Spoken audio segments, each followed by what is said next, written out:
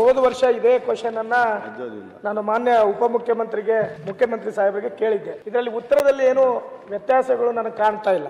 ಯಾಕಂದ್ರೆ ಈ ಯೋಜನೆ ಸುಮಾರು 20 ಕೆರೆ ತುಂಬಿಸೋ ಯೋಜನೆ ಜೊತೆಯಲ್ಲಿ ಕುಡಿಯೋ ನೀರಿನ ವ್ಯವಸ್ಥೆ ಮತ್ತು ಅಂತರ್ಜಲವನ್ನು ಹೆಚ್ಚಿಸುವಂತ ಒಂದು ನಿಟ್ಟಿನೊಳಗ ಈ ಯೋಜನೆಯನ್ನು 2017ರಲ್ಲಿ ಮಾಡಿರುವಂಥದ್ದು. ಅದರಲ್ಲಿ ದುರಂತ ಏನಂದ್ರೆ ಹಿಂದೆ ನಾ ಬರೋಕ್ಕಿಂತ ಮುಂಚಿತವಾಗಿ ಅಂದ್ರೆ 23ಕ್ಕಿಂತ ಮುಂಚಿತವಾಗಿ ಕೆಲಸವನ್ನ ಮಾಡಲಾರ್ದೆ ಕೆರೆಯ ಮೇಲೆ ಒಂದು ಪೈಪ್ಲೈನ್ ಅನ್ನು ಇಟ್ಟು ಏನ್ ಮಾಡ್ತಾರೆ ಪೇಮೆಂಟ್ ಅನ್ನ ಆಗಿರುವಂತದ್ದನ್ನ ಗಮನಕ್ಕೆ ಬಂದಿರುವಂತದ್ದು. ನಮ್ಮ KDP ಸಭೆಯಲ್ಲಿ ಅದನ್ನು ನೋಡಿದಾಗ ಅಲ್ಲಿ ವಾಸ್ತವವಾಗಿ ಪೈಪ್ಲೈನ್ ಅನ್ನೇ ಆಗಿರಲಿಲ್ಲ.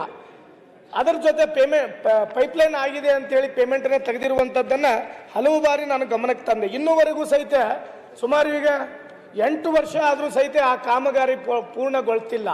ಬರೀ ಕಾಂಟ್ರಾಕ್ಟರ್ ಏನ್ ರೀಸನ್ ಕೊಡ್ತಾರಂದ್ರೆ ನಮಗೆ ಇನ್ನೂ ಕೆಲಸ ಮಾಡಲಿಕ್ಕೆ ಸಮಯ ಬೇಕು ಅನ್ನೋ ಒಂದು ಉತ್ತರವನ್ನು ಪದೇ ಪದೇ ಕೇಳ್ತಾ ಇದ್ದಾರೆ.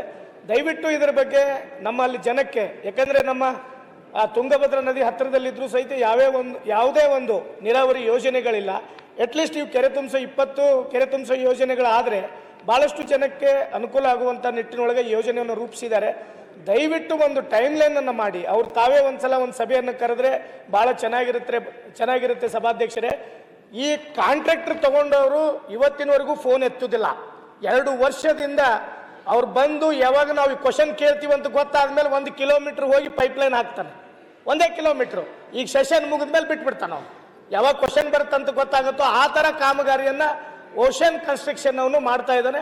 ಬಹುಶಃ ಇದನ್ನ ಮಾನ್ಯ ಉಪಮುಖ್ಯಮಂತ್ರಿಗಳಿಗೂ ಸಹಿತ ಗೊತ್ತಿದೆ. ಆ ಕಾಂಟ್ರಾಕ್ಟರ್ ನಮಗೆ ಯಾವುದೇ ಸ್ಪಂದನೆಗಳನ್ನು ಮಾಡ್ತಾ ಇಲ್ಲ. ದಯವಿಟ್ಟು ಈ ಕಾಮಗಾರಿನ ಪೂರ್ಣಗೊಳಿಸಿ ಕೊಡ್ಬೇಕನ್ನೋದು ನನ್ನ ವಿನಂತಿ.